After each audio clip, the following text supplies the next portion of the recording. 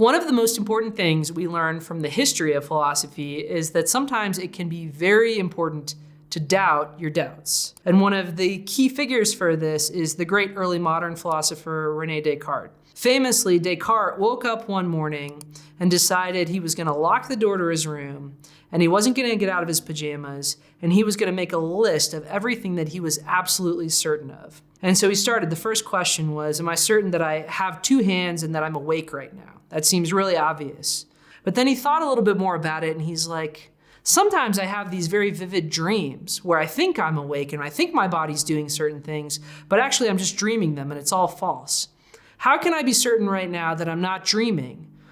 Well, that throws him down a spiral, and he says he actually can't trust any single thing that he gets through his senses. So he crosses all of that off of his list. Then he wonders, can I be certain that 2 + 2 = 4? I have to be certain of like the most simplest mathematical fact.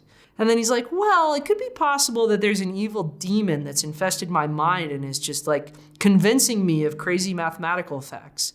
Like, we know sometimes people who are dealing with serious mental health crises, they sometimes believe totally fake math. How can I be certain I'm not one of those people?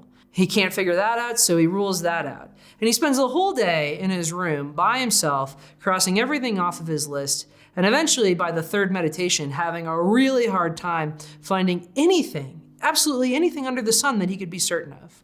Now, Descartes eventually tricks himself out of this situation. He's got to leave his room, he's got to eat his breakfast.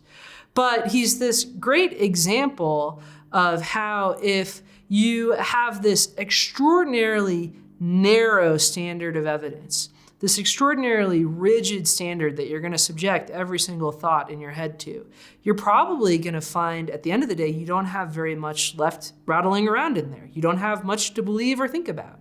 This is why it can be important to doubt your doubts. I think of doubting your doubts as leaving your bedroom, like putting on your pants and going on to have a conversation and trying to figure out in community with other people, is this a dream or am I awake? Where does mathematics come from? Not like those questions are simple to answer, they aren't. But in fields like philosophy and theology, we think that wisdom begins in community. I'm always inspired by the ancient Greek philosophers. They asked all of their philosophical questions in community.